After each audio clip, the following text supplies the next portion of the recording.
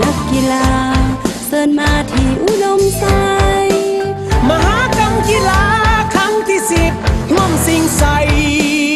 เป็นหนึ่งร่วมใจอุดมไซเด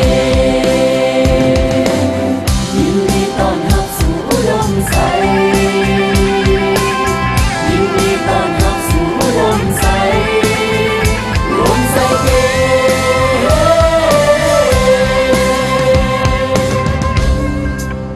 ภูทะแสนงามสามสายน้ำบ่อลำธารทะเลหมอกแสนงามต่างภาคเหนือแขวงอุดมไซมาเงินมาคำสักน้ำโซกที่ใสจะภาพมีน้ำใจกีฬากายกรรมได้ติดพันกับการดำรงชีวิตของชนชาติลาวมาแต่ดึกดำบรรพ์อุปกรณ์กีฬาบางประเภทในเมื่อก่อนก็คือปัจจุบันได้หมุนไส้เป็นอาวุธป้องกันตัวนำไส้เข้าในการทำมาหากินและหันมาเป็นอุปกรณ์การแข่งขันเช่นดาบง่าวหน้าธนูหอกเหลาและปืนไฟต่างๆโดยมีเป้าหมายเพื่อสร้างความเบิกบานมวลซืนความหักแพงสามัคคีและเสริมสร้างสุขภาพของคนจนสืบสานมาเป็นประเพณีและวัฒนธรรมในแต่ละยุคแต่ละสมัย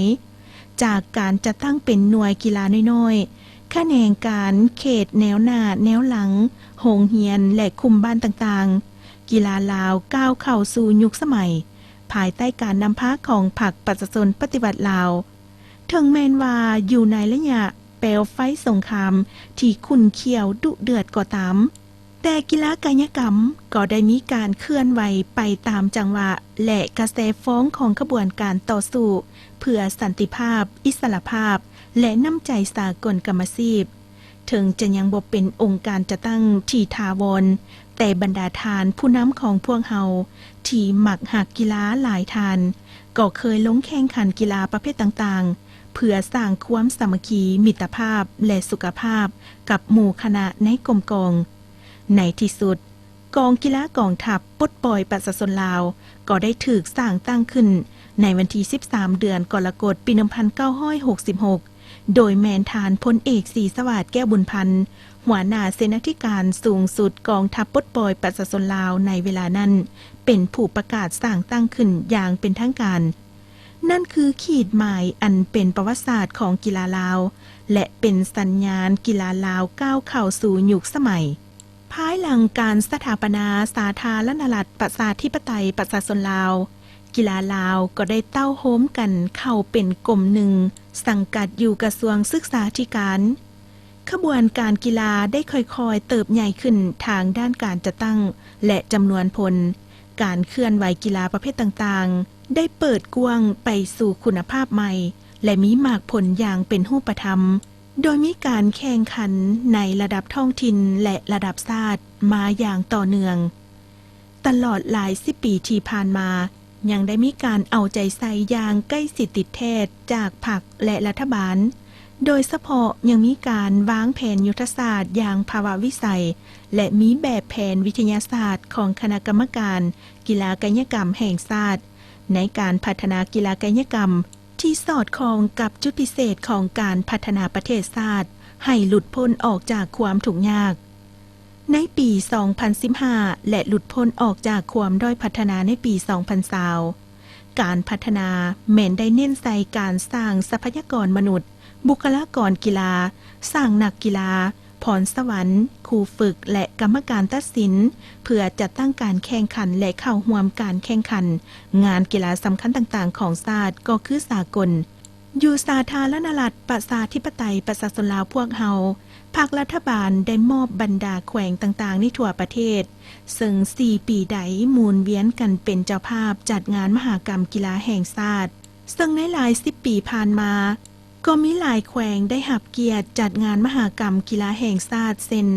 นครหลวงเวียงจันทร์สวรรณเขตจำปาสักหลวงพระบางและแขวงอื่นๆซึ่งสนามกีฬาดังกล่าวนี้ก็ได้รับการออกแบบและก่อสร้างได้มาตรฐานสากลและสามารถบรรจุจำนวนพลได้หลายพันคน และมาฮอดปี 2014 แมนแขวงอุดมไซได้รับเกียรติเป็นเจ้าภาพจัดงานมหกรรมกีฬาแห่งชาติครั้งที่ 10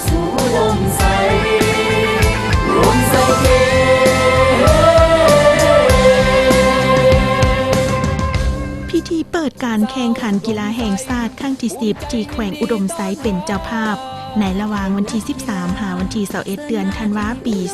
2014 หรืออุดมไซเกม ได้เปิดขึ้นอย่างเป็นทางการและยิ่งใหญ่ในวันที่ 13 เดือนธันวาปี 2014 ที่สนามกีฬาแขวงอุดมไซโดยการให้เกียรติเข้าร่วมเปิดงานของพนทานจุมลีไสยศรเลขาธิการใหญ่คณะบริหารงานศูนย์กลางผักประธานประเทศแห่งสาธารณรัฐประชาธิปไตยประชาชนลาวพร้อมด้วยบรรดาทานการนำผักหลัดขันศูนย์กลางและท้องถิ่นบรรดาแขกทั้งภายในและต่างประเทศและคณะนำนักกีฬาจากภาคส่วนต่างๆและพ่อแม่ประชาชนชาวแขวงอุดมไซเข้าร่วมรับชมอย่างหลวงหลายก่อนพิธีเปิดตามกำหนดการได้มีการแสดงคอนเสิร์ต 6 รายการนำไส้นักแสดงกว่า100 คนเพื่อต้อนรับแขกคนที่มาเข้าร่วมงานในครั้งนี้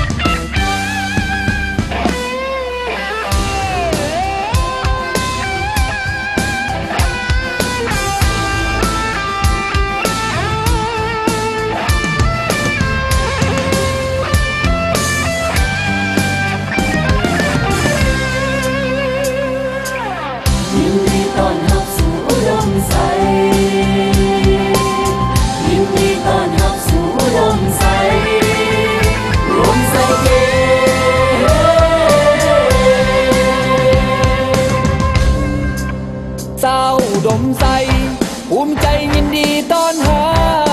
บแขกนักกีฬาเชิญมาที่อุดมไซมหากรรมกีฬาครั้งที่ 10ร่วมสิ่งใสเป็นหนึ่งร่วมใจอุดมไซเกมยินดีต้อนรับสู่อุดมไซยินดีต้อนรับสู่อุดมไซรวมไซเกม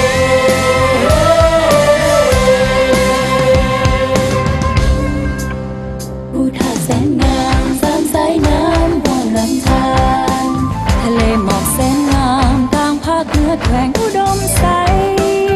มาเงินมาคำสาดน้ำโซกที่มีใสเจ้าภาพมีน้ำใจจริงใจอุดมไซเกมยินดีต้อนรับสู่อุดมไซยินดีต้อนรับสู่อุดมไซรวมไซเกม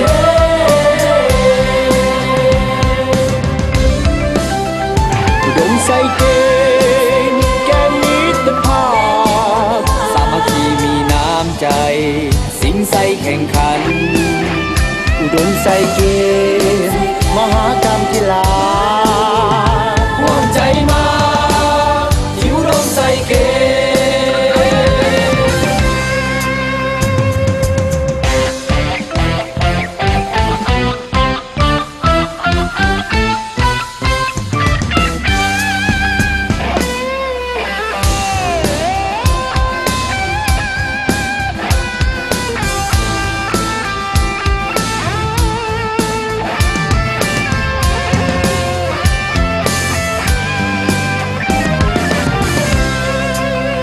อุดมไซเกมเกมนี้ตะพาสามัคคีมีน้ำใจสิงไซแข่งขันอุดมไซเกมมหากรรมกีฬาร่วมใจมาที่อุดมไซเกมผู้ท่าแสนงามสามสายน้ำร่วมลำธารทะเลหมอกแสนงามกลางภาคเหนือแขวงอุดมไซมาเงินมาคำสัตว์นำโซกที่มีใสเจ้าภาพมีน้ำใจจริงใจอุดมไซเกมยินดีต้อนรับสู่อุดมไซ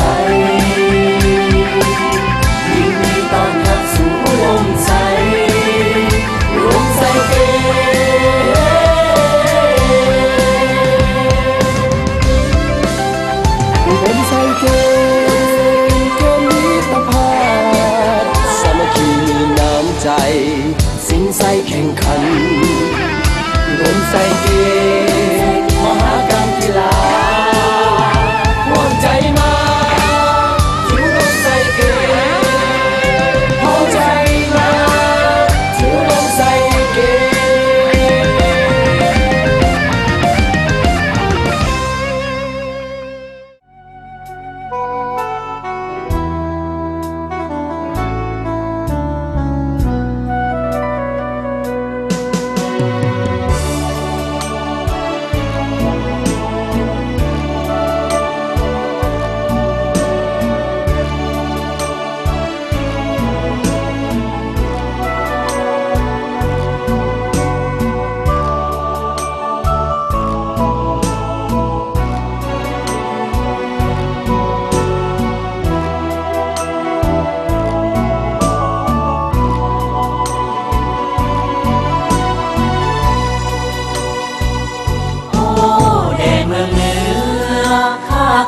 ยในเมื่อครั้งหนึ่ง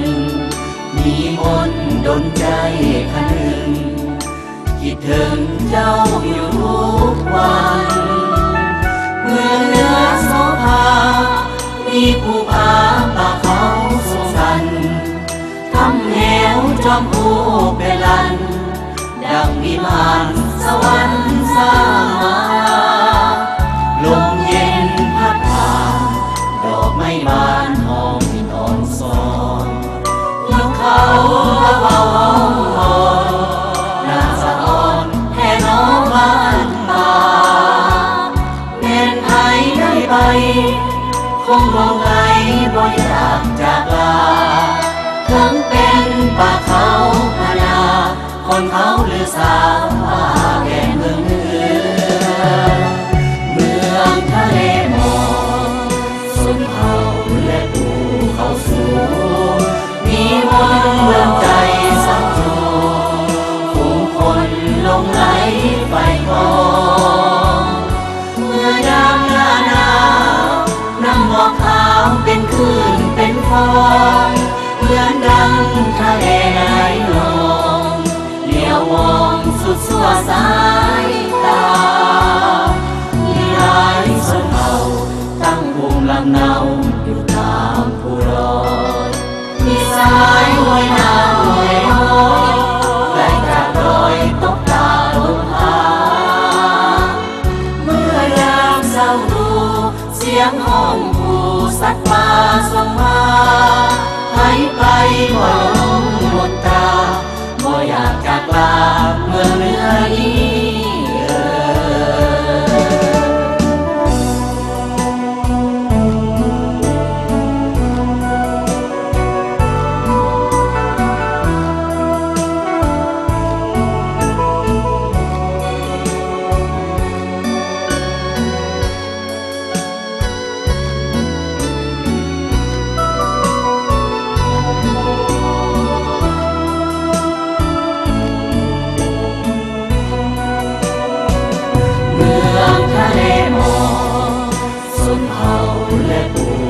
สูงมีมนต์เมืองใจสักโจผู้คนหลงไหลไฟกองเมื่อยามหน้าหนาวน้ำหมอกขาวเป็นคลื่นเป็นฟองเหมือนดังทะเลไหลลงเลี้ยวมองสุดสั่วสายตามีหลายชนเผ่าตั้งภูมิลำเนาอยู่ตามผู้รอยมีสายห้วยน้ำห้วยน้อยไหลจากดอยตกตาลงหาเมื่อยามเศร้าดูเสียงห้องผู้สัตว์ป่าส่งมาหายไปบ่ลงหมดตาบ่อยากจากลาเมืองเหนือนี้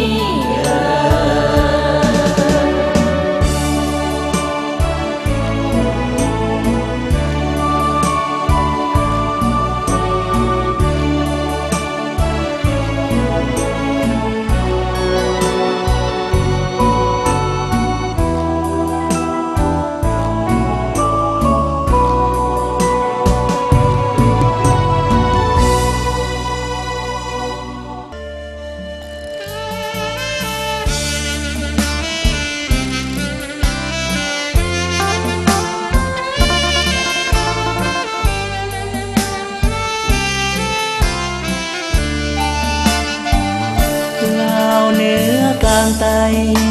ห่วมแหงห่วมใจกันมาพร้อมเพียงเฮียงนามุ่งมาสู่อุดมใสห่วมงานกีฬามหากรรมของศาสตร์ครั้งใหม่อยู่ที่ดินแดนแห่งใสใจกลางภาคเหนือของลาวอุดมใส่เกมเต็มไปด้วยความหมายสำคัญเป็นประวัติการงานแข่งขันกีฬาของลาวเต้าโฮมพี่น้องปองดองทุกสันสนเผ่านักกีฬาลาวมาโฮมเต้าที่อุดมใสปีนี้ปีมาเป็นสัญลักษณ์ของงานกีฬามีน้ำสามสายไหลมาจากฟ้าแดนไกลน้ำก่อน้ำหินน้ำมาโฮมเต้าเข้าเป็นหนึ่งสายกอดเกี่ยวผ้าธาตุเอาไว้มีความหมายสามัคคีกัน2014วันที่13ธันวาเปิดงานกีฬามหากรรมของศาสตร์ลาวนั้นเป็นครั้งที่10เขาหีบมาพากันแข่งขันมวลซื่นเบิกบานเป็นประวัติการในความทรงจำ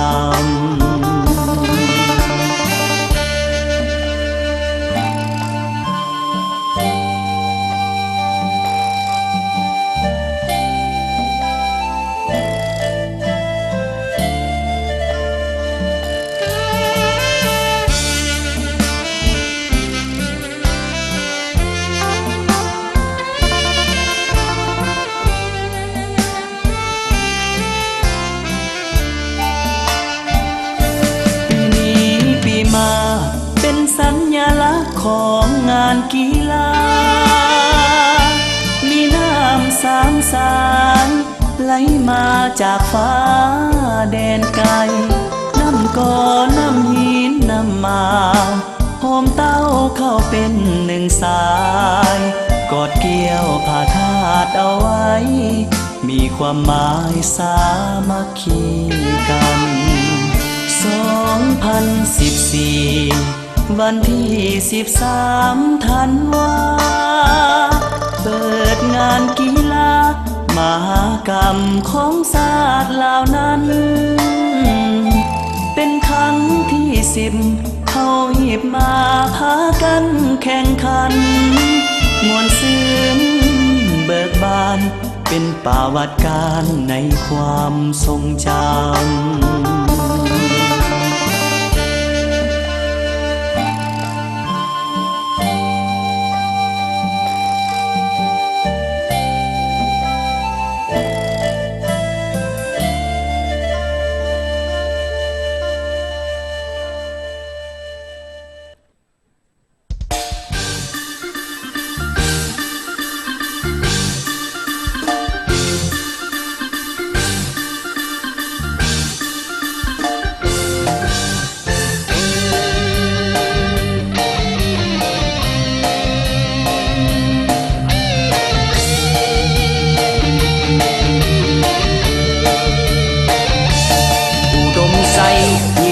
ตอนหับเผาคำนับทิมนักกีฬาจากภาคเหนือกลางใต้ก็มาแข่งขันกีฬาอุดมใส่เกเอาก้าวไปด้วยใจมุ่งมั่นมาแข่งขันแบบเป็นกันเองกำลังใจให้ทั้งเสียงเพลงเพื่อมาบรรเลงเกมกีฬาวันนี้ลิ้นกีฬา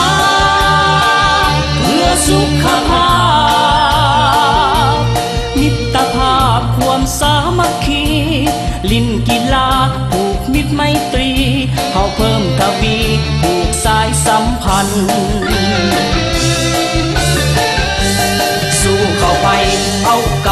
ไปสู้เข้าไปเอาก้าวเข้าไปเสียหรือใดก็บ่สำคัญนักกีฬาเขามาแข่งขันสิ่งเอารางวัลขันแซมไปของสิ่งเอารางวัลขันแซมไปของสู้เขา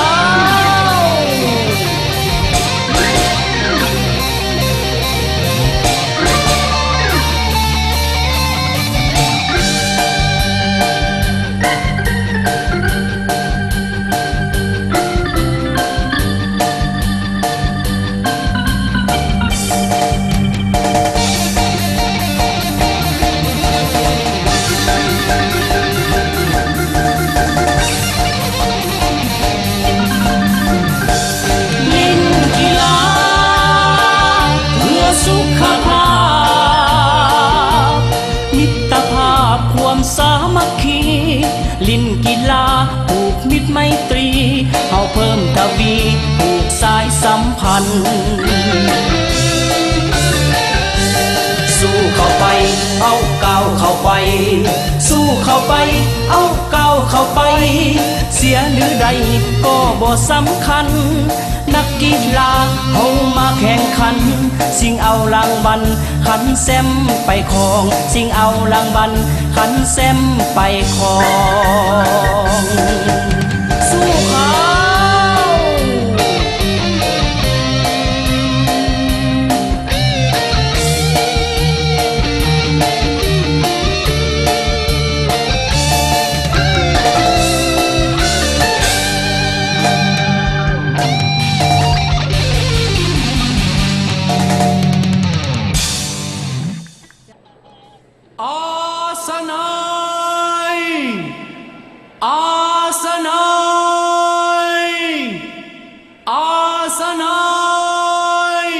อุดมไซเกม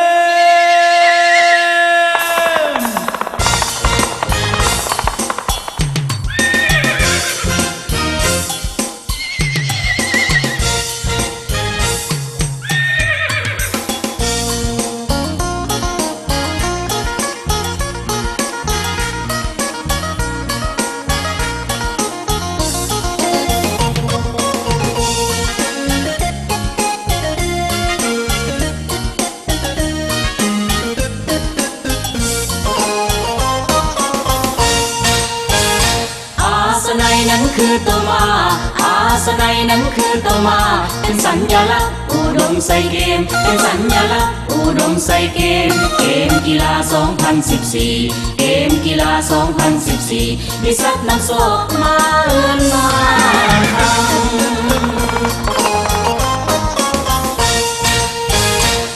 โตมาเป็นสัตว์ประเสริฐคุณค่าล้ำเลิศเป็นสัตว์มงคลอดทนดุมันแข็งแรงกล้าแกนเข้มแข็งภาคเพียรขยัน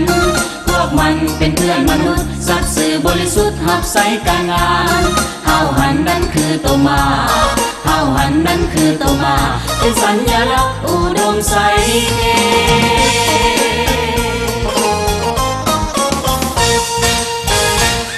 มาเงินมาเงินมาคำมาเงินมาคำเป็นสัตว์นำโซ่โตมานั่นคือสโลกเป็นสัตว์นำโซ่2014ปีนี้เป็นปีมะเมียปีนี้เป็นปีมะเมียปีมะเมียนั่นคือปีมาไปมาขายค่ามีโศกมีไซไผได้เอาไว้บูชาไผได้เอาไว้บูชามาเงินมาคำนำโศกนำไซ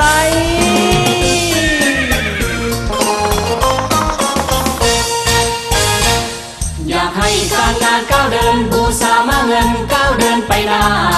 ขายค่าร่ำรวยแน่นอนมาเงินมาดอนคือก้อนเงินขาวมาคำนำไสสนะจะทำการค้าการงานก็ดีมีความหุ่งเฮืองเหลืองมีความหุ่งเฮืองเหลืองลาบยกพวกเหลื่อมสง่าราศีมีมาเป็นสัตว์นำโชคมีมาเป็นสัตว์นำโชคว่ามีทุกข์มีโศกมีโศกมีไส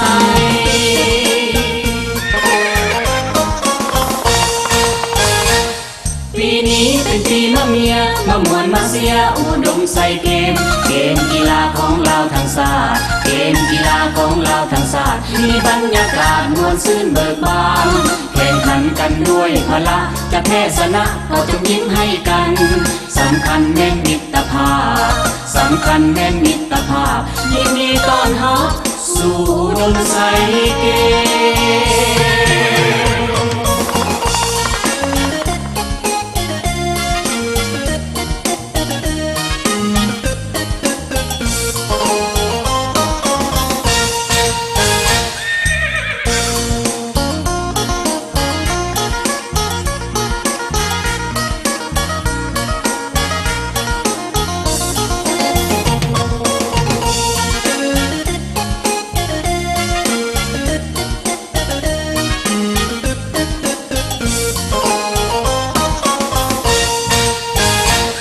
มาเงินมาเงินมาคำมาเงินมาคำเป็นซัดนำโซ่โตมานั่นถึกสโลกเป็นซัดนำโซ่2014ปีนี้เป็นปีมะเมียปีนี้เป็นปีมะเมียปีมะเมียนั่นคือปีมาไปมาขายค่ามีโศกมีไซไผได้เอาไว้บูชาไผได้เอาไว้บูชามาเงินมาคำนำโศกนำไซ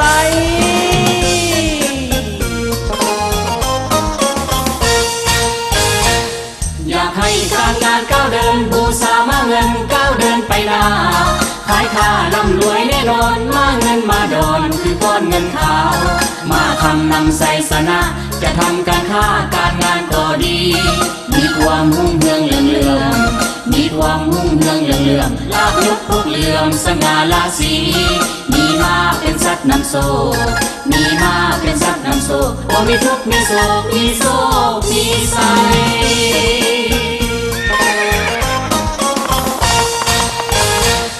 ปีนี้เป็นปีมะเมียมามวนมาเสียอุดมใส่เกมกีฬาของเราทั้งศาสตร์เกมกีฬาของเราทั้งศาสตร์มีบรรยากาศมวลซื่นเบิกบานแข่งขันกันด้วยพละจะแพ้ชนะก็จงยิ้มให้กันสำคัญแม่นมิตรภาพสำคัญแม่นมิตรภาพยินดีต้อนรับสู่อุดมใส่เกม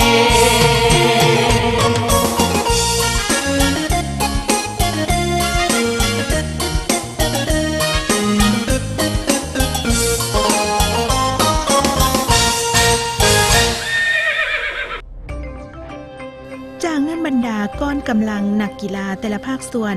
ก็ได้ก้าวขาเข้าสู่สนามกีฬาพร้อมทั้งโบกมือทักทายสบายดีการนำผักหลัดแขกทางภายในและต่างประเทศตลอดฮอดพ่อแม่ประชาชนชาวแขวงอุดมไซอย่างมีความสุขเต็มไปด้วยหอยยิ้มอันที่แสนสดใสและเบิกบานมวลซืนออกน้ำหน้าโดยแมนก้อนกองดุริยางค์กองทัพประชาชนลาวในจังหวะก้าวเดินที่องค์อาจสง่างามจากนักดนตรี80สหายในสุดเครื่องแบบที่งดงามตามมาด้วยก้อนถือป้ายคำขวัญที่เขียนว่าส่งเสยงานมหกรรมกีฬาแห่งชาติครั้งที่10วันที่13หาวันที่21เดือนธันวาปี2014ซึ่งถือป้ายคำขวัญโดย3น้องนางสาวมาในสุดประจำชาติที่สวยงาม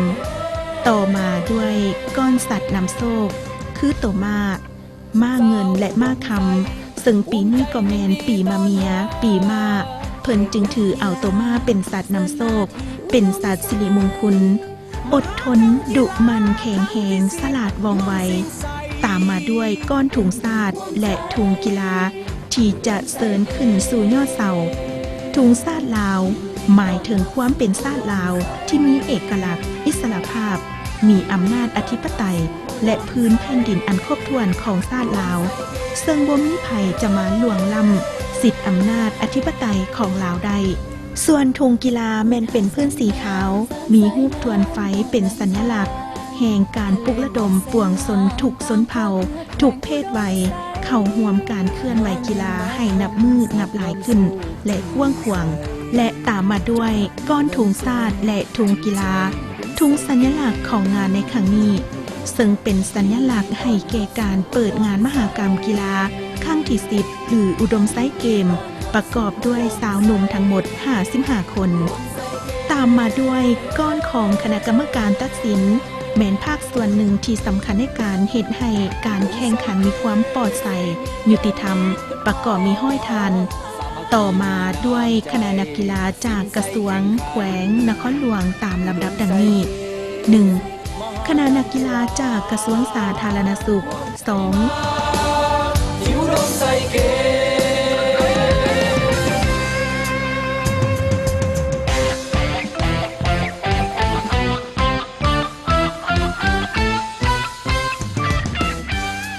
คณะนักกีฬาจากกระทรวงทรัพยากรธรรมชาติและสิ่งแวดล้อมมีคำขวัญประจำกระทรวงว่าประเทศลาวขาวสง่างามตาพัฒนาแบบยืนยงส่งเสริมสิ่งแวดล้อมพร้อมหับมือกับการเปลี่ยนแปลงของดินฟ้าอากาศ 3. คณะนักกีฬาจากกระทรวงป้องกันประเทศมีคำขวัญประจำกระทรวงว่าสามัคคีมิตรภาพแลกเปลี่ยนบทเรียนซึ่งกันและกันผ่านพาความยุ่งยากสำเร็จทุกนาที 4. คณะนักกีฬาจากกระทรวงป้องกันความสงบมีคำขวัญประจำกระทรวงว่าเพื่อภารกิจปฏิบัติเพื่อความสงบสุขของประชาชนป้องกันความสงบลาวก้าวขึ้น 5. คณะนักกีฬาจากกระทรวงแผนการและการลงทุนอุดมใสมาเงินมาคำสัตว์นำโซ่ที่มีใสจุภาพมีน้ำใจจริงใจอุดมใส่เกยินดีต้อนรับสู่อุดมใส 6. คณะนักกีฬาจากกระทรวงพลังงานและบ่อแฮ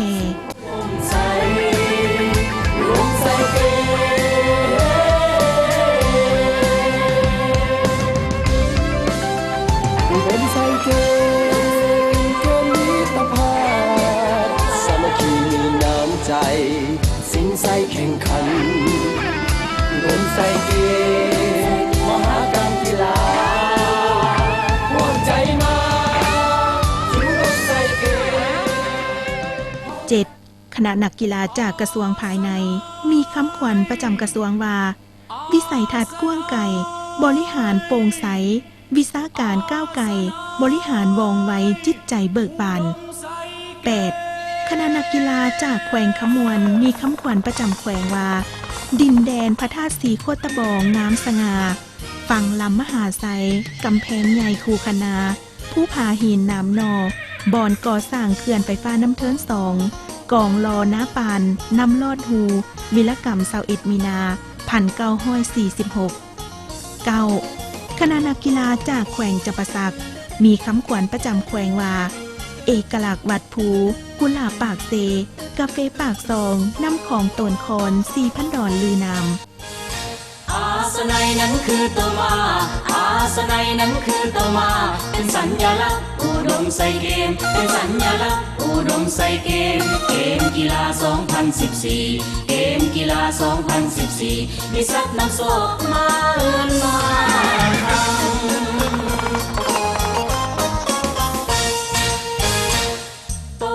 10. คณะนักกีฬาจากแขวงสวรรณเขตมีคำขวัญประจำแขวงว่าสวรรณเขตผืนแผ่นดินคำวัฒนธรรมหลายส้นเผ่าลำเลิศแหล่งกำเนิดไดโนเสาร์ล้านปีปูชนียสถานพระธาตุอิงหังงามสง่าสมน้ำวาแหล่งกำเนิดวีรบุรุษแห่งชาติลาว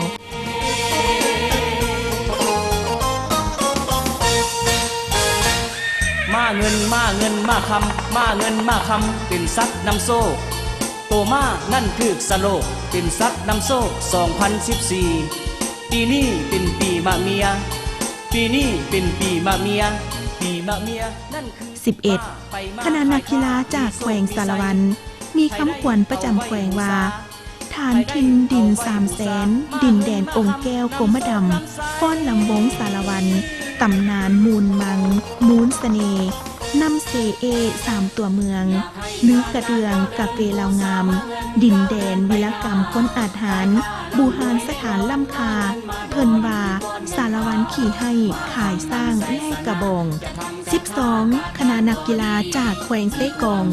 มีคำขวัญประจำแขวงว่าดินแดนวิลสนองค์แก้วลือนามงามเอกลักษณ์ส่วนหลักเมืองลื้อเลืองกาเฟหมักแนงแหล่งพลังงานน้ำตกแผ่นดินดกแห่ธาตุมีข้องของลาดเป็นวง ส่งเสียงสำเนียงแคนดินแดนวิลสนคนเก่งกล้าอ่านหาร 13 คณะนักกีฬาจากแขวงไส้สมบุญมีคำขวัญประจำแขวงว่าไส้สมบุญแดนหนาวสายภูเขาอ้อมบังมีหลายอย่าง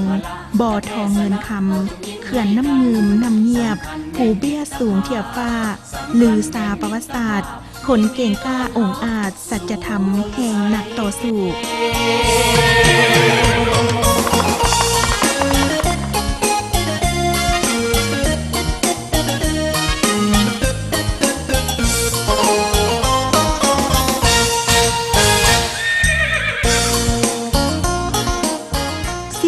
คณะนักกีฬาจากแขวงสัญบุรีมีคำขวัญประจำแขวงว่าดินแดนยาวสุดลาด้านหน้าที่แข็งแกนแดนภูเขาแหงคำเขียวเที่ยววิสาคำหูทานหินภูไฟดอกฝ่ายจันทร์สีสันวัฒนธรรมหลายเผ่าก้าวสู่ความมั่งคั่งเข้มแข็ง15 คณะนักกีฬาจากแขวงเสียงขวางมีคำขวัญประจำแขวงว่าผู้กูดมีไซทงให้หินลือนามสาวงามเมืองพวนเสินสวนท่องเที่ยวดินแดนวิลสนคนอ่านหารเก่งกล้าอาหารลือแสบซ้อยเข้าไก่น้อยเมืองเสียงซื่อเสียงดีดังก้องของดีนางนกแอนแมนได้เสียงวันนั้นวันนี้จือบ่ลืมแท่นา 16 คณะนักกีฬาจากนครหลวงเวียงจันทน์มีคำขวัญว่าขัวข้ามมิตรภาพกราบหอพระแก้วหลักเมืองเที่ยวสมวัดสีเมืองศรีสะเกษพระองค์ตื้อทั่วประเทศลือนามไหว้พระธาตุหลวงมิงขวนปวงประสาสาวลาวกราบอนุสาวรีย์เจ้าฟ้างุมไซเศรษฐาอนุวงศ์องค์อาจสมบรรยากาศสวนประตูไซทิวทัศน์หาดซ้ายสีทองน้ำของดอนจันทร์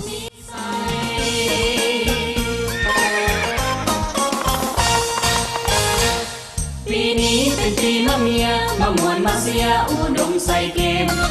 กีฬาของเราทั้งศาสตร์เกมกีฬาของเราทั้งศาสตร์มีบรรยากาศมวลซื่นเบิกบานแข่งขันกันด้วยพละจะแพ้ชนะก็จะยิ้มให้กัน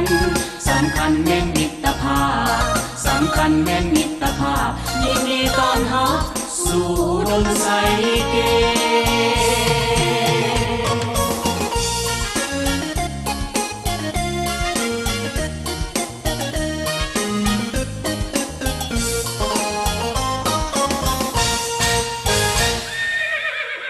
17 คณะนักกีฬาจากแขวงบริคำไซมีคำขวัญว่าแขวงบริคำไซติดโตสาวลาสาวลืองามโสภาไม่เกศนาคาแพงแหล่งพลังงานไฟฟ้ามีทงนากว้างไก่ไหวพระธาตุโพ้นสันทางามสง่าคนลือสาแดงกุหลาบปากสัน18 คณะนักกีฬาจากแขวงบ่อแก้วมีคำขวัญประจำแขวงว่าดินแดนอัญมณีล่ำคาป่าดอกนิ้วบานเทศกาลบุญส้นเผาถิ่นเมืองเก่าสุวรรณโคมคำ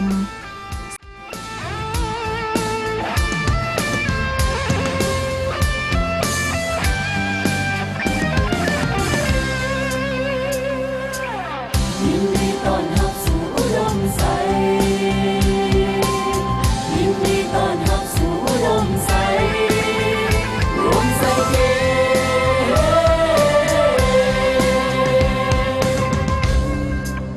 สาวอุดมใสภูมิใจยินดีต้อนรับแขกนักกีฬาเชิญมาที่อุดมไซ19 คณะนักกีฬาจากแขวงพงศาลีมีคำขวัญประจำแขวงว่าเซินเที่ยวแขวงพงศาลีฐานที่มันประวัติศาสตร์องค์อาจวีรสนเมืองค้นหลายชนเผ่าภูเขาสูงทะเลหมอกดังเมืองสวรรค์ภูฟ้าสูงสันงามสง่าดอกไม้ป่าศิวนานาพันธ์ดื่มน้ำสาเขียว 4,000 กว่าปีเที่ยวลองน้ำอูสาวคณะนักกีฬาจากแขวงเวียงจันทน์มีคำขวัญประจำแขวงว่าเมืองเก่าภัยน้ำลือน้ำอ่างน้ำงืมตำนานเดิมลายเงาอูเข่าสาวเมืองคนเฮืองขับงืมดื่มดำธรรมชาติประสาลาดสามัคคียินดีต้อนรับสู่อุดมใสยินดีต้อน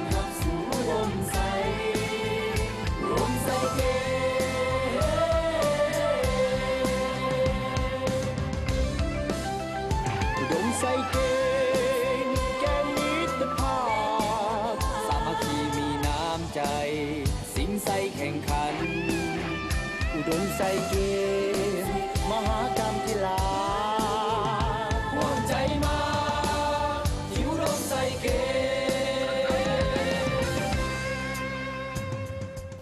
มคณะนักกีฬาจากแขวงอัตตปือมีคำขวัญประจำแขวงว่าอัตตปือแผ่นดินคำตำนานพระเจ้าไซเศรษฐาสมหนองฟ้าบูชาพระแสนดินแดนป่าไม้เขียวงาม22คณะนักกีฬาจากแขวงหัวพันมีคำขวัญประจำแขวงว่าหัวพันงดงามภูผานำมาส่องใสเวียงใสประวัติศาสตร์ผ้าไหมธรรมชาติสำใต้ที่ตั้งหัวเมืองทินผู้สามเศร้าขบเข่าน้ำลินแผ่นดินวิลาสนรวมใส่เกมมหากรรมกีฬาห่วงใจมาที่อุดมใส่เกมผู้ท่าแสนงามสามสายน้ำร่วมลำธารทะเลหมอกแสนงามกลางภาคเหนือแขวงอุดมไซมาเงินมาคำสัตว์นำโซ่ที่มีใส่จุภาพมีน้ำใจจริงใจอุดมใส่เกมคณะนักกีฬาจากแขวงหลวงน้ำทามีคำขวัญประจำแขวงว่าหลวงน้ำทาดินแดนเข้าขาวสาวงามลือนามเมืองดอกบานป่าพระธาตุใหญ่หลวงน้ำทาอย่างพลาทาแหงแหล่งอุดมบ่อแห่ธาตุบรรหกประวัติศาสตร์ลือซาป่าสงวนแห่งศาสตร์น้ำหาว24คณะนักกีฬาจากแขวงหลวงพระบางมีคำขวัญประจำแขวงว่าหลวงพระบางเมืองงามงามกระเดืองเลืองลือวัฒนธรรมงามล้ำทิวทัศน์ธรรมชาติมารยาทชาวเมืองเขียมคมสมเป็นเมืองท่องเที่ยวทางด้านวัฒนธรรมและธรรมชาติคนได้หับสัญญานามว่าหลวงพระบางเมืองมรดกโลก25คณะนักกีฬาจากแขวงอุดมไซเจ้าภาพมีคำขวัญประจำแขวงว่าอุดมไซดินแดนเมืองเหนือทะเลหมอกซนเผาภูเขาสูงขึ้นภูท่าทรายมุงคุณงามสง่าไหวพระเจ้าสิงห์คำศักดิ์สิทธิ์เมืองลาไปเที่ยวป่าตาดน้ำกัดทำจององหลองน้ำของท่องเที่ยวเมืองปากแบง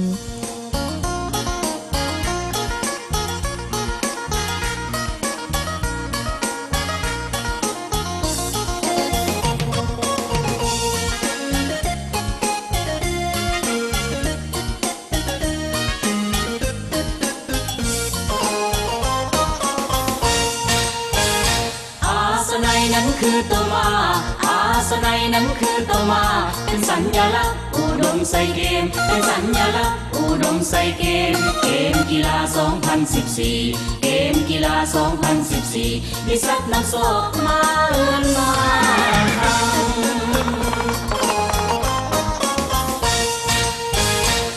โตมาเป็นสัตว์ประเสริฐคุณค่าล้ำเลิศเป็นสัตว์มงคลอดทนดุมันแข็งแรงกล้าแกนเข้มแข็งภาคเพียรขยันพวกมันเป็นเพื่อนมนุษย์สัตว์สื่อบริสุทธิ์หับใส่การงานเฮาหันนั้นคือโตมาเฮาหันนั้นคือโตมาเป็นสัญลักษณ์อุดมใสเก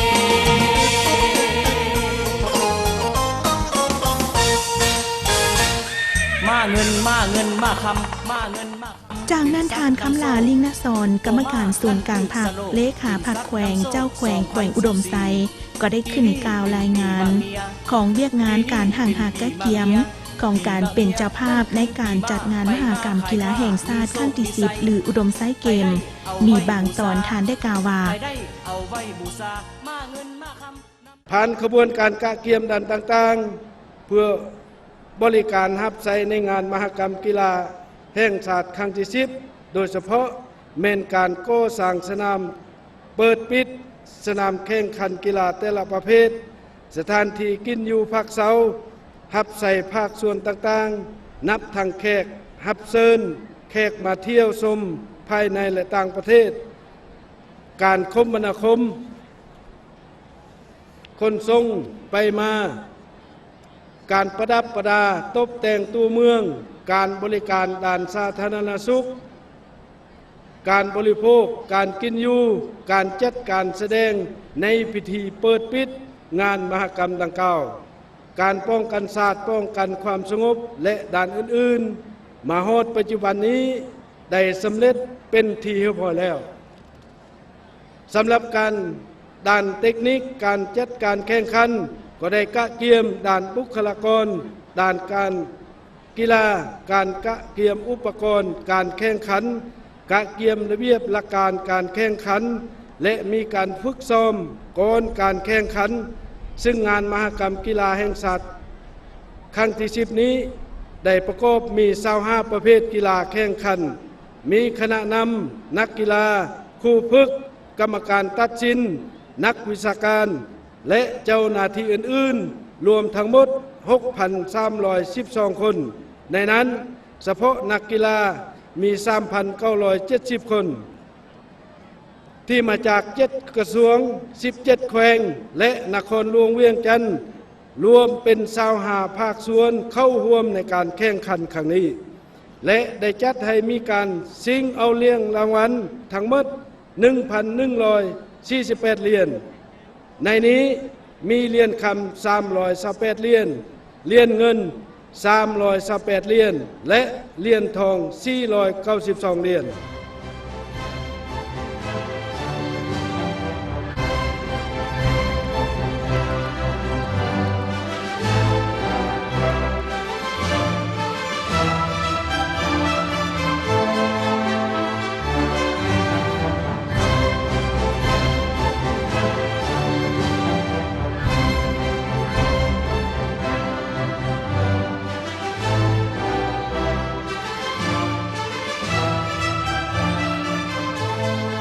หลังจากนั้นทานคำลาลิมนสอนกรรมการศูนย์กลางผักเลขาผักแขวงเจ้าแขวงอุดมไซ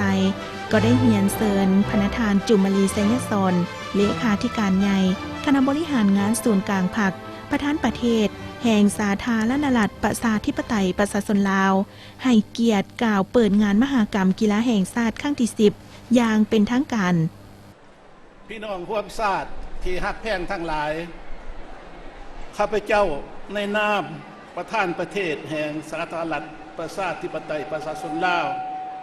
ขอแสดงความสมเสยต่อการกะเกียมทุกด้านของแผงเจ้าภาพและคณะรับผิดชอบจัดงานสมเสยต่อภาคทุกภาคส่วนที่ส่งนักกีฬาเข้าร่วมอย่างตั้งหน้าและมีความเชื่อมั่นว่างานมหกรรมกีฬาแห่งชาติครั้งนี้จะเอื้อเฟื้ออารีสามัคคีทั่วทั้งชาติในโอกาสนี้เห็นว่าเป็นฤกษ์งามยามดีแล้วข้าพเจ้าขอประกาศเปิดงานมหกรรมกีฬาแห่งชาติครั้งที่10อย่างเป็นทางการนับแต่เวลานี้เป็นต้นไปขอขอบคุณ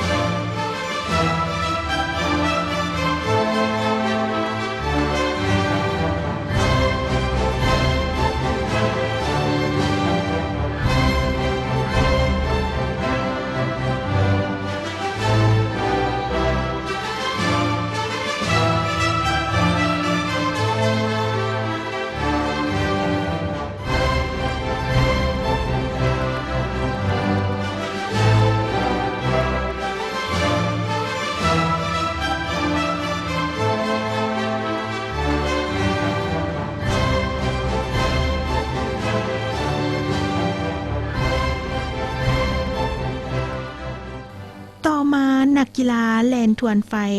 แล่นเข้าสู่สนามเพื่อทำพิธีจูดทวนไฟเพื่อแสดงถึงว่างานมหกรรมกีฬาแห่งชาติครั้งที่10ที่แขวงอุดมไซได้รับเกียรติเป็นเจ้าภาพนั้นแม้นได้เปิดขึ้นอย่างเป็นทางการแล้ว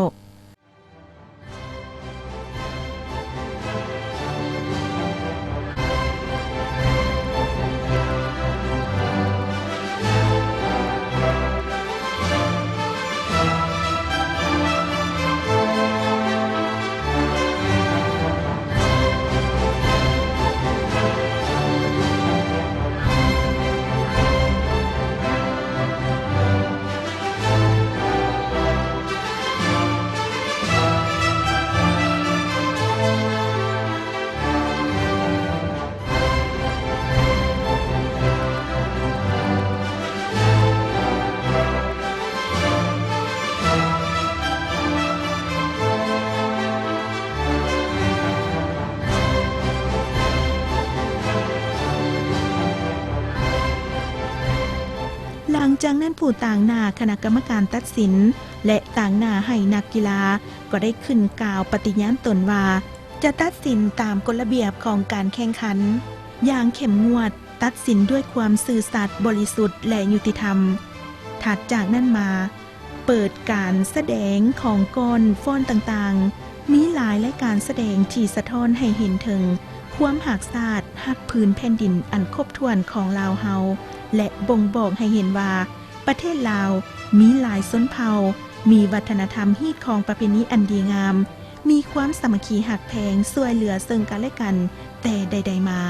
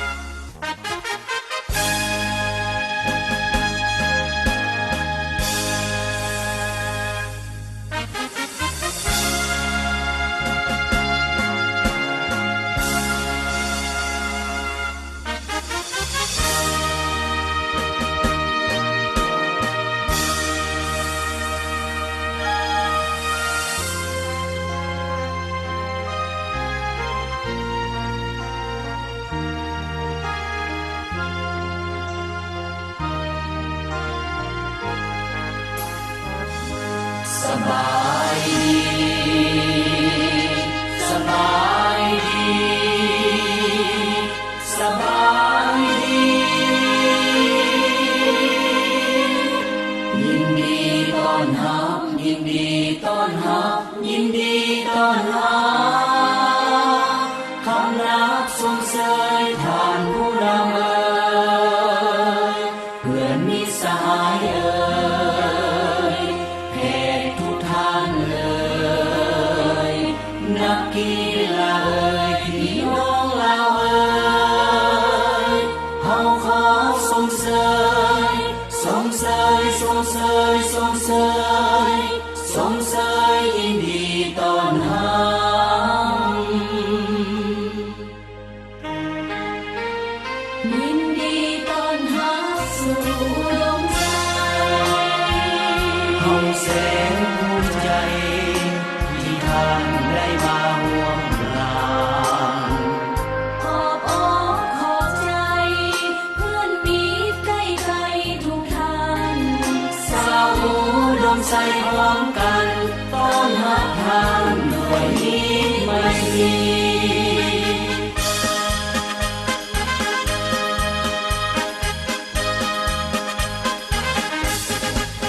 พวกเราดีใจภูมิใจได้เป็นเจ้าภาพยินดีต้อนรับทุกท่านที่มาร่วมงานมหกรรมกีฬาของปวงประชาเหล่านั้น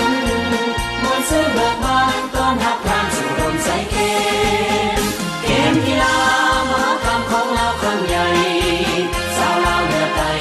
มาร่วมอุดมใส่เกมไฟในกระถังมุ่งสว่างในเก้าวันเต็มอุดมใส่เกมยินดีต้อนรับอุดมใส่เกมยินดีต้อนรับ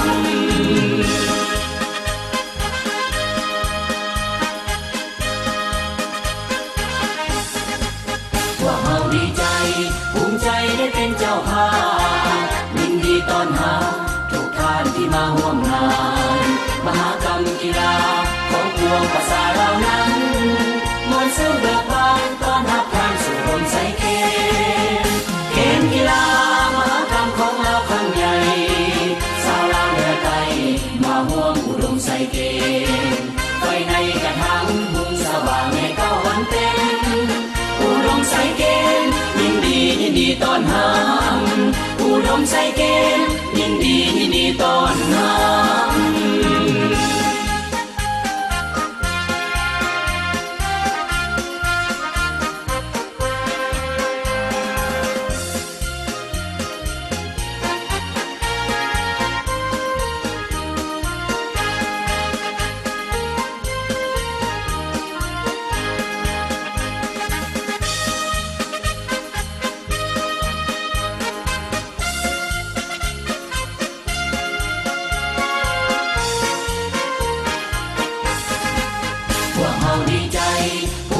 ได้เป็นเจ้าภาพยินดีต้อนรับทุกท่านที่มาร่วมงานมหกรรมกีฬาของปวงประชาเหล่านั้นมวลซื่อเบิกบานต้อนรับท่านสู่ร่วมใส่เกมกีฬามหกรรมของเราครั้งใหญ่สาวเราเหนือใต้มาร่วมอุดมใส่เกมไฟในกระถังมุ่งสว่างให้เข้าวันเต็มอุดมใส่เกมยินดีต้อนรับอุดมใส่เกมยินดีต้อนรับเกมกีฬามหกรรมของเราครั้งใหญ่สาวเราเหนือใต้มาร่วมอุดมใส่เกมไฟในกระถังมุ่งสว่างให้เข้าวันเต็มอุดมใส่เกมยินดีต้อนรับอุดมใส่เกมยินดีต้อนรับยินดีต้อนรับทุกท่านสู่งานมหกรรมกีฬาแห่งชาติครั้งที่10ที่แขวงอุดมไซ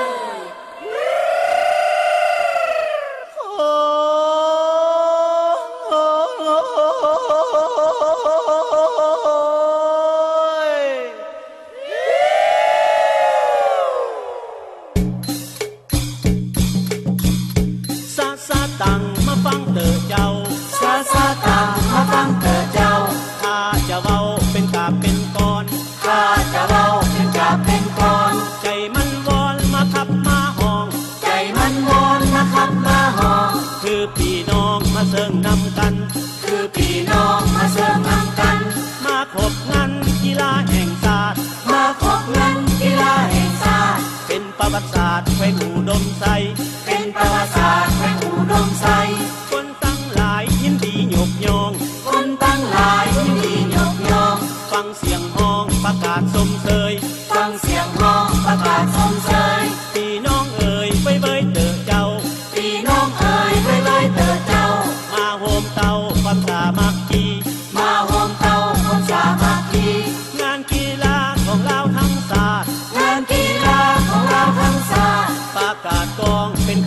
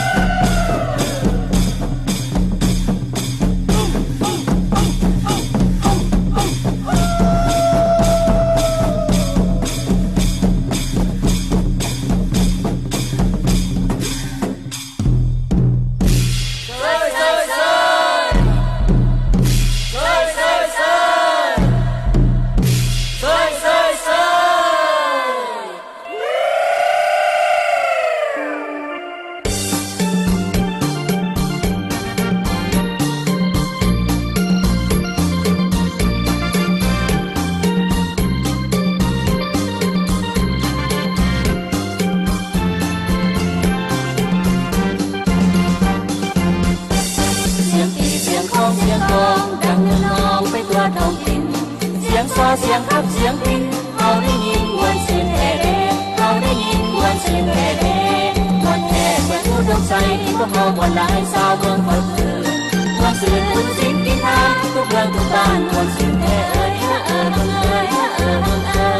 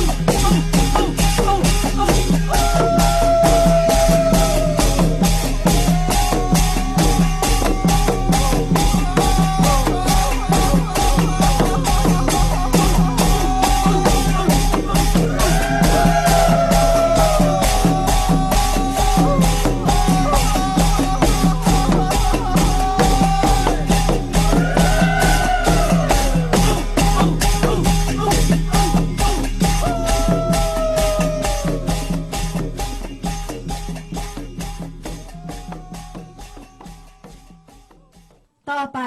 จะนำพาบรรดาทานไปเบิกบานมวลซืนตื่นตาตื่นใจในสุดการแสดงของส้นเผ่าขโมกเสียงดนตรีไม้ไผ่เทิงผู้ดอย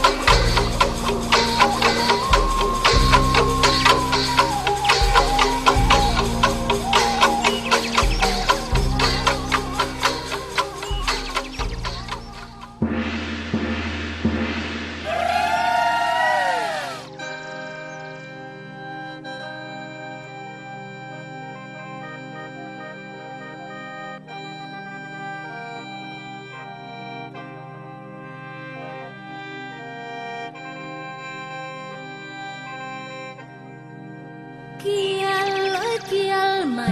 แล้วจิ้มอันจิ้มแนวซึ่งเลอะซึ่งเปลี่ยนอีพันธนาสร้างสากุ้งกาง เรื่องหรือมางกุ้งกางอีร่างอีเอ้ยร่างซื้อองอีเปลี่ยนแสงร่างอีเอ้ยร่างซื้อองอีเปลี่ยนแสง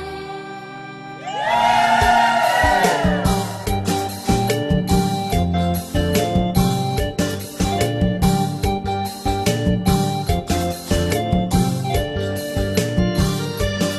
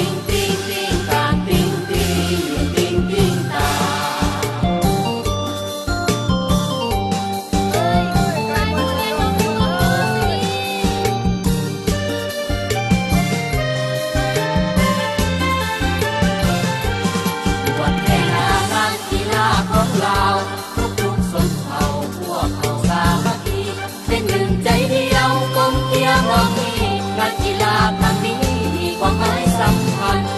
ตาติงติงติงตาติงติงติงติงตาตาติงติงติงตาติงติงติงติงตา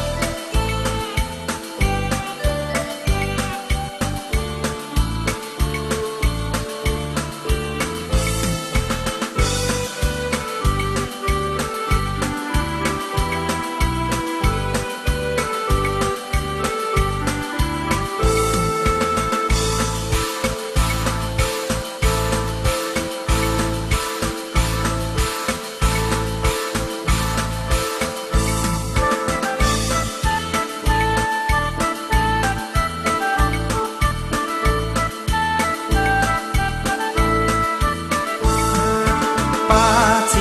đùa tơ thùng lo đời hoa rong gấu chùa chùa thơ thư ua trao ba chỉ đùa nơi trong lần thia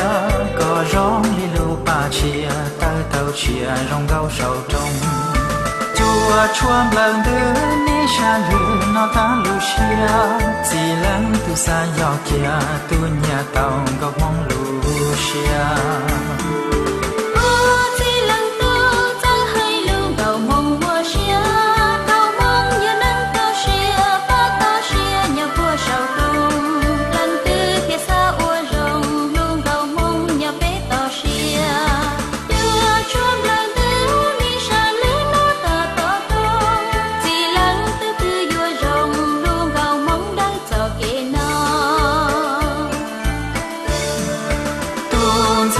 mong pe si ta lo je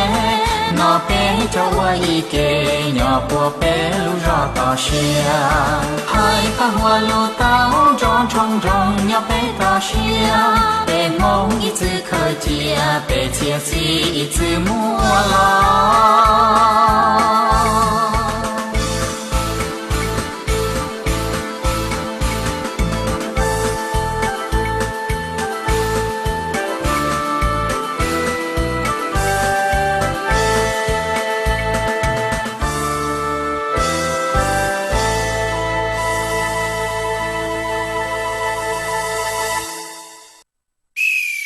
Come on, 2, 3, everybody!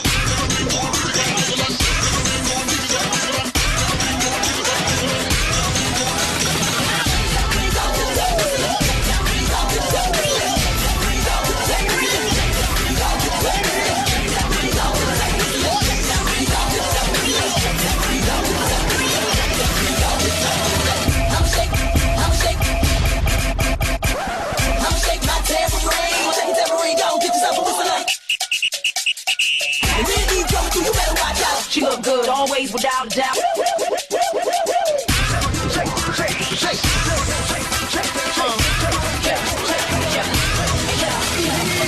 we wiggle around, look at them drooling. They ain't used to the sound like people moving. All the ladies, put your hands in the air. It's all right now. We gon' keep you up on your feet the whole night now. We gon' keep you up on your feet the whole night now.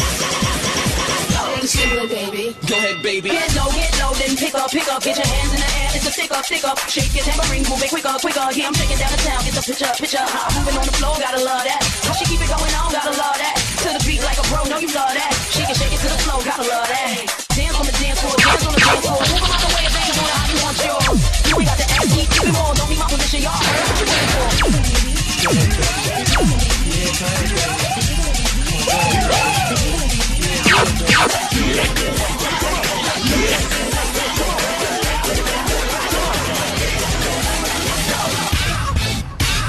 This here will rock your bodies. Show me what I know like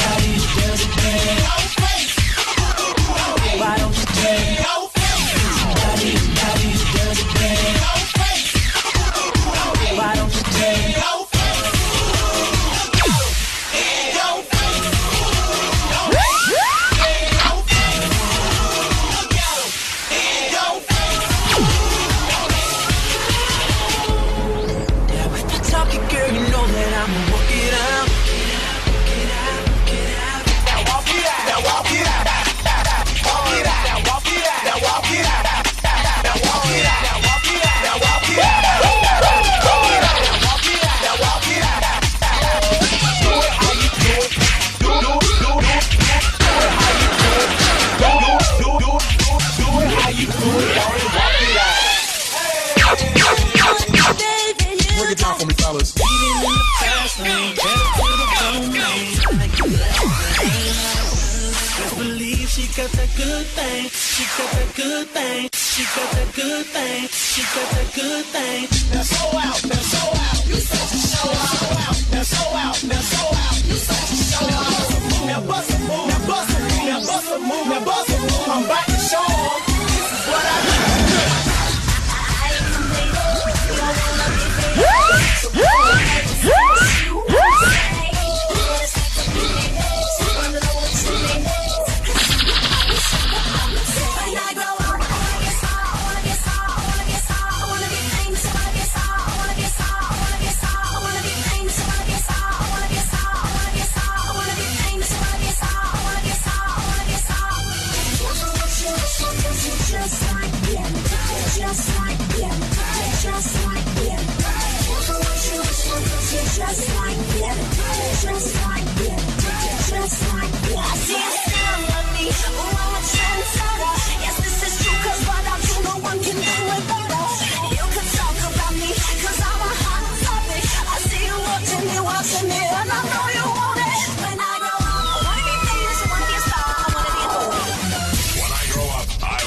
Famous.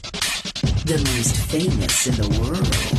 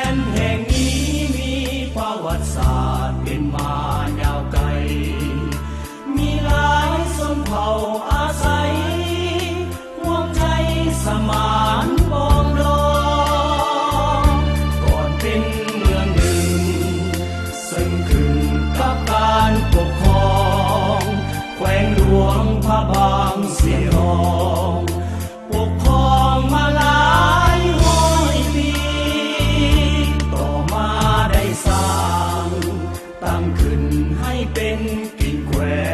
นแยกเข้าเมืองแบงเมืองใสลงไปเมืองหุ่นปากแบใส่เสื้อสวรรณภูมิรวมกลุ่มกันเป็นกิ่งแขวนแต่งตั้งพญาปกครองกดขี่พี่น้องสาวอุดมใสขบวนผู้สร้างปฏิวัติเติบใหญ่เข้มแข็งต่อสู้ยากเย็นเข้มแข็งปลดปล่อยเมืองใสสร้างตั้งขึ้นมาเป็นแขวนแต่งตั้งการปกครองใหม่ใส่ชื่อว่าแขวนเมืองใสมีไสสนาเลยมา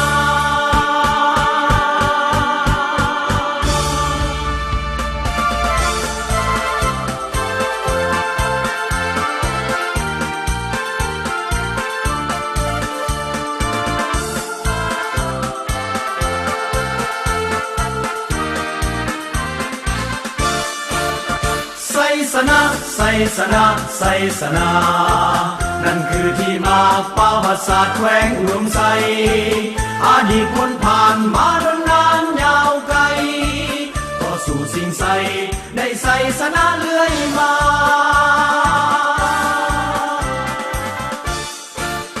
ไสสนะไสสนะไสสนา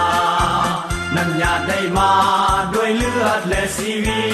ตของวีรชนอุทิศตนเพื่อศาสตร์ภาษาปกปักถิ่นฐานยาวนานสืบต่อกันมา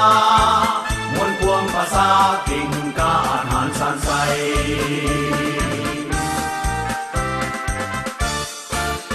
ไสสนะไสสนะไสสนา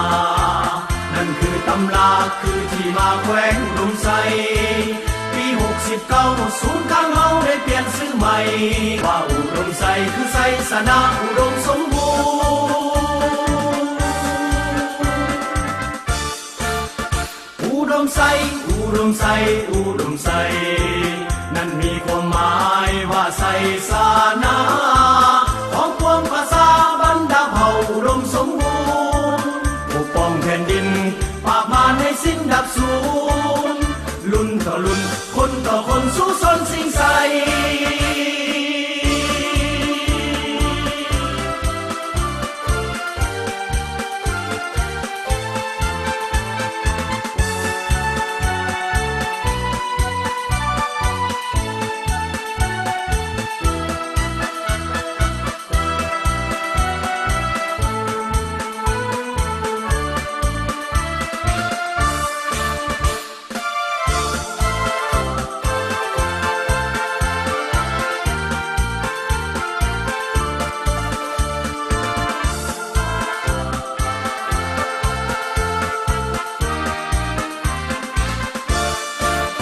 ไสสนะไสสนะไสสนานั่นคือที่มาประวัติศาสตร์แขวงอุดมไสอดีตพ้นผ่านมาดนนานยาวไกลต่อสู่สิ่งใสได้ไสสนะเลื่อยมา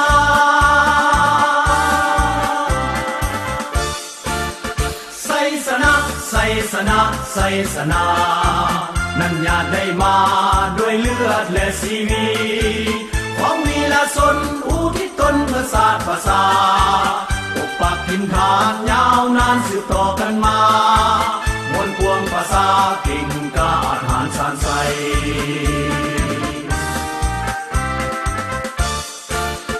ไสสนะไสสนะไสสนานั่นคือตำราคือที่มาแขวงอุดมไสปี69ศูนย์กลางเฮาได้เปลี่ยนชื่อใหม่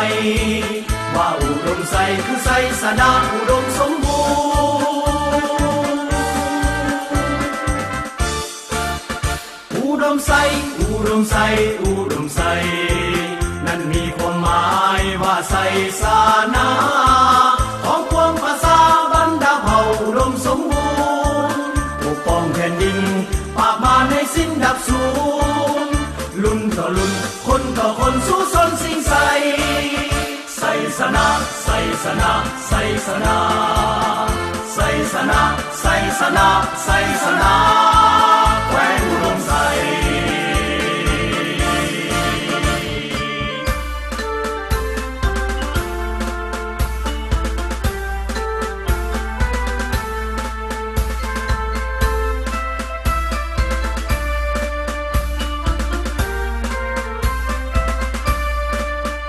ไสสนาไสสนาไสสนา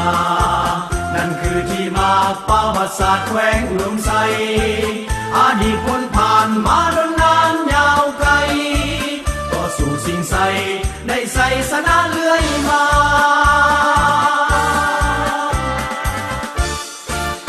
ไสสนาไสสนาไสสนา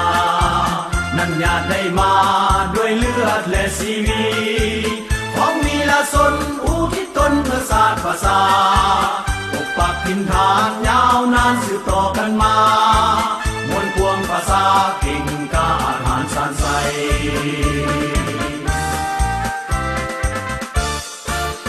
ไสสนาไสสนาไสสนา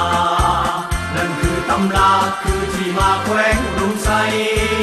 ปี69ศูนย์กลางเฮาได้เปลี่ยนชื่อใหม่ว่าอุดมไซคือไสสนาอุดมสมบูรณ์อุดมไซอุดมไซอุดมไซนั่นมีความหมายว่าไสสนาของปวงภาษาบรรดาเผ่าอุดมสมบูรณ์ปกป้องแผ่นดินปราบมารให้สิ้นดับสูญรุ่นต่อรุ่นคนต่อคนสู้สนสิ่งใสไสสนาไสสนาไสสนาไสสนาไสสนาไส